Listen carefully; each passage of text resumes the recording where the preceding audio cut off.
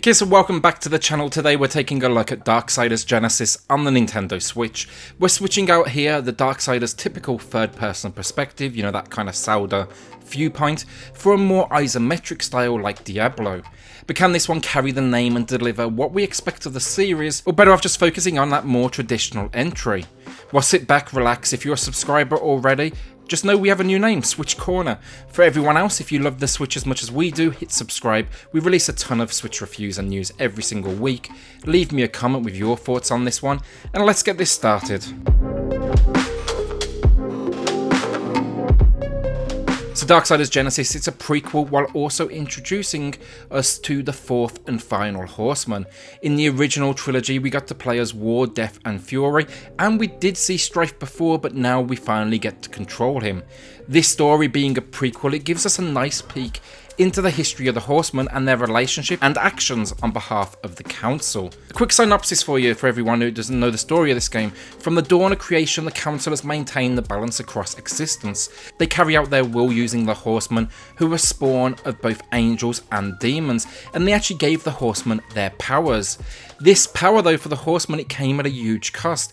The horsemen were ordered to use their strength to wipe out the rest of their kind in a huge battle on Eden. Now this game actually picks up immediately after this battle. War and Strife are heading out on their next assignment, that assignment being to track down Lucifer, the Demon King. He's out to basically upset the balance by granting power to demons throughout hell. Now as War and Strife, our mission is basically this: kick everyone's ass, take down these demons, catch up with Lucifer and restore the balance. Story wise, you know, it's not gonna win any awards or anything, but to me, this story was badass, there's no doubt about it. What really elevated the story for me personally, it was the huge cast of characters. We got the first main ones, you know, Strife and War. They're almost like a buddy cop movie as they argue, they joke, and they generally clash with each other's personalities. They take something that's very serious, and these two, they add kind of like a human nature to it all, and I really love the relationship that they have.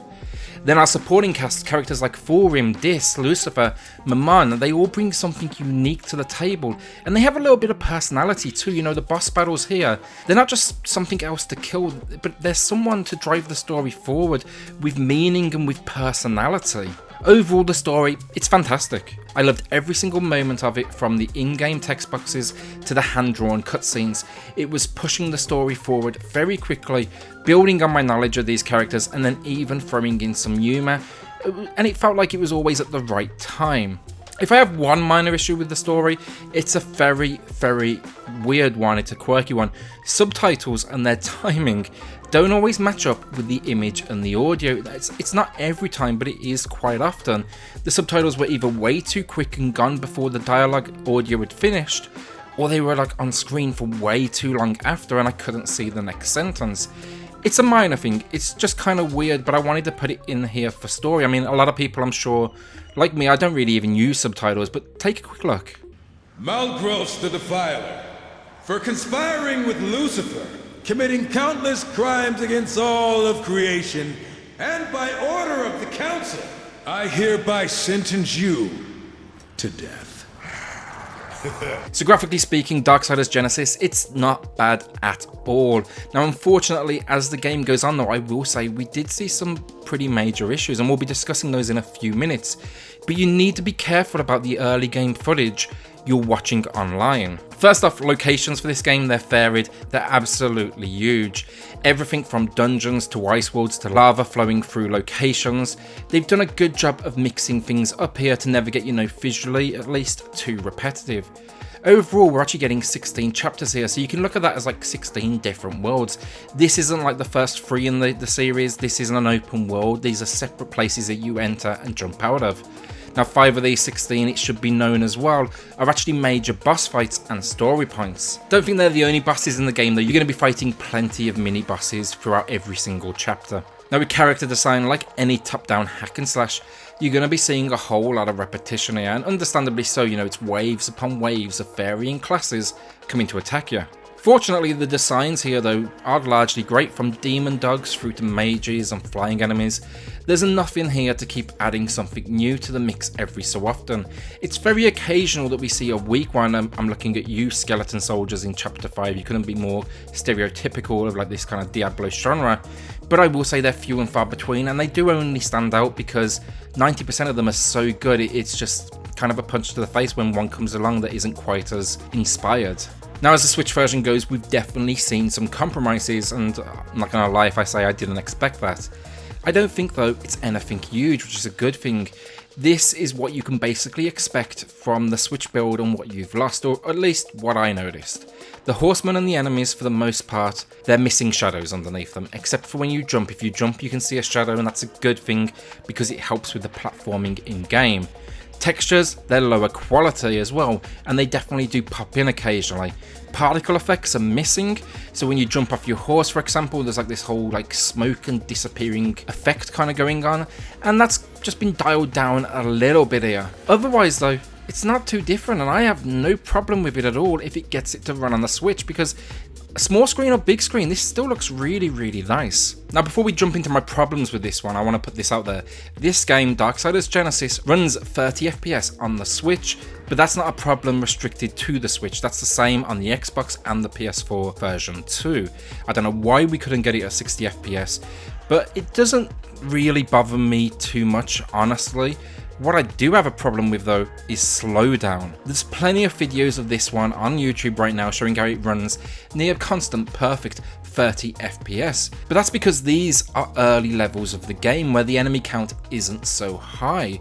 As we progress and actually get into the game, around like chapter 5 or so, that difficulty starts increasing, that enemy count starts increasing, and things take a turn for the worst because there's moments where the frame rate just drops through the floor entirely. Take a look for yourself here. This is as the enemy count increases. So yeah, it's not as perfect as you may think right now, and it's because we're seeing a lot of early game footage because review codes were never sent out for this one before release date. That being said though, it's never constant, I'll give you that. It's the occasional moment. But I do feel with 30 FPS, with the visual downgrades we've seen, we should have been able to avoid this. Overall graphics, I actually think this looks great on the Switch. As I say, a few minor sacrifices here and there, but they've kept pretty much all the important stuff in here. Docked and undocked as well, both perform for the most part fine, except for that slowdown that I mentioned. Handheld, you've got to understand what you're going into here. This is a top-down game. These characters on screen are pretty small. When I was playing it, I missed the occasional enemy sneaking up on me. It's not the game's fault, it's just going to take some getting used to. But overall, yeah, graphics, they're not bad. So gameplay, top-down hack and slash gameplay with RPG elements, the occasional puzzle, and a little bit of platforming to add some variety. That's pretty much the perfect summary of this one. You're tackling wave after wave of enemies, and you'll be repeating this formula for about 13 hours, so if hack and slash gameplay is not your thing, then just know now, keep far, far away. It sets out with that single intention, and it's never gonna let it up. And yeah, I know I said there's the occasional puzzle, but very few of these will have you stuck for more than maybe a few seconds before you're moving on to that next wave of enemies. They even give each character a horse here, so you can pretty much use this as much as you want in game outside of a few restrictions, and that's just another way they're getting you to the next battle as quickly as possible. Combat here overall, it's nothing unexpected, you know, melee, guns, thrown weapons, specials. There's a pretty cool like finishing move when you get the health bar down low enough on an enemy as well. Just press A to the prompt on screen. And then my favourite, Wrath mode. This unlocks about like 5 or 6 chapters in, and you're basically building up like stamina points or power points, and you're able to unleash a huge monster within yourself. And these things are like 5 or 6 times bigger than your main character. They're completely badass, they kick some serious ass, and by far some of the most fun you will have in this game, and they're a huge assist when it comes to some of these ladder game boss fights. Fortunately though, Darksiders Genesis recognises this is a pretty repetitive gameplay loop, and it's adding a few things in to try and keep things fresh. First up, let's talk about gameplay modes for that. We get single player, local co-op, and online co-op. Co-op, you're obviously taking control of a character each, but with single player you can actually freely switch between the two, and this is actually going to become a big part of your strategy. You know, war for that close quarters combat, and strife, guns and long distance. I really like this, and I found myself switching up a lot more often than I expected. It became part of my strategy for different enemy types. If they had like huge melee attacks, I wanted to keep my distance, for example. You know, it's nice to kind of break away from just mashing that button to do melee attack after melee attack. Also, as I said, platforming in a pretty small amount is thrown in here too. It works great with the isometric view. Yeah, I will say the occasional piece, it can be a tiny bit tricky, positioning yourself, lining up, and then realizing you're completely offline with what you were jumping towards. Luckily, this game, it's quick enough to throw you back in. When you die, there's no real load screens or anything, so it never got frustrating for me. For platforming though, you can look at it like this, isometric version of like Assassin's Creed Uncharted. So you are climbing and hanging off ledges, jumping on separate platforms, you know, things are dropping from beneath you, so you need to move as quickly as possible. Nothing game changing, but it mixes things up, and that's more than good enough for me.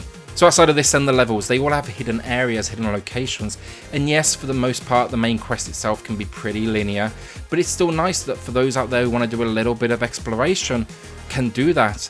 Also, you can revisit these levels with abilities that you gain later on in the game to access locations that you wouldn't have been able to reach before. Within each level then, there's also a ton of collectibles. You've got souls, which is the in-game currency. We get boatman coins, which is second type of currency for the game. Trickster keys, which unlock secret locations, upgrades, and then typically a trickster door, which is a hidden location with secrets, and that's obviously where the key comes in.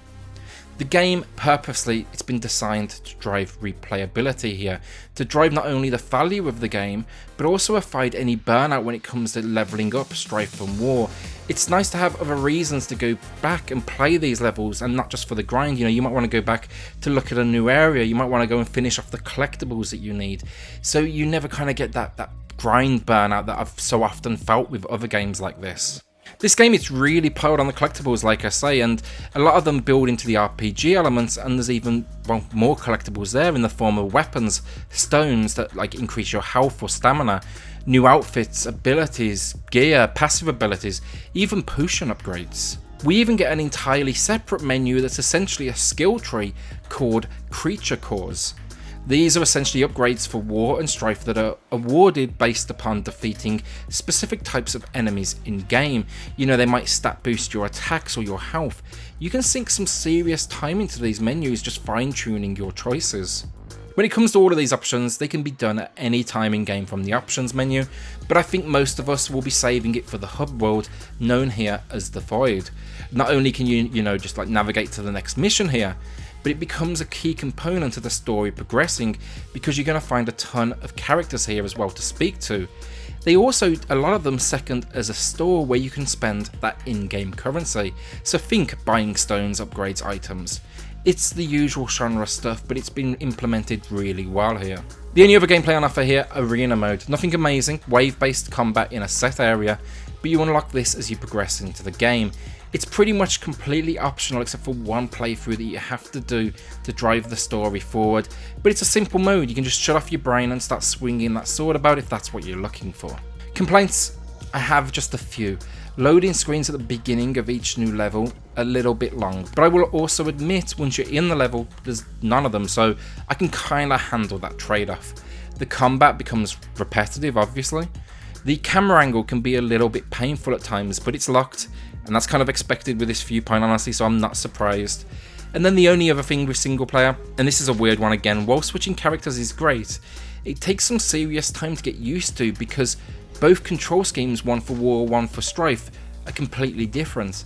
Now obviously they have quite a few different moves, but they also have shared ones as well, so I don't understand why they wouldn't map these to the same button. For example, there's like this move where you can stretch out and grab something in the distance. Both characters have this move, but when you use War, it's the right trigger. With Strife, for that exact same move, it's done by pressing in the right stick. That to me is not ideal, and I think they should have focused on keeping the controls as identical as possible so you can jump between them a little bit easier. It kept on confusing me every time I made a switch. Overall though, combat feels great, and the ability to play co-op or switch characters in single player is a great design, ready to add some serious variety. For me though, at around 15 hours, this one, it was a little bit long, honestly. I started to get kind of hack and slash fatigue by the end, but I'd say take this one in small bites, you know, an hour here, an hour there. Content wise, we really do get a lot to dive into, and at a price of $40, I've got to say it is impressive. It's just a shame about that ladder game slowdown really pulling it down. If it weren't for that, this gameplay could be something special and a kind of like a top performer in the genre. Okay, so audio wise, and they crushed it. Everything audio to me here, it's amazing. The voice acting, top quality. The jokes, they land. The serious moments, they land. The enemies, they all sound unique. Each brings a very different personality to the table, and that's a win to me. I was looking forward to always meeting that next character in this storyline. Then the weapons, the environments, there's not a huge amount here, but what we do get again is great, from the clashing of swords to different sounds of different bullet types. Yes, I will say enemy dialogue in battle can repeat very, very occasionally, but that's probably my only audio gripe. Then to finish off this great audio package, the music, suitably epic, suitably fantasy. I really enjoyed the score. It's kind of big orchestral pieces with choirs and all sorts of epicness that just back up the action and make you feel like you're truly navigating hell.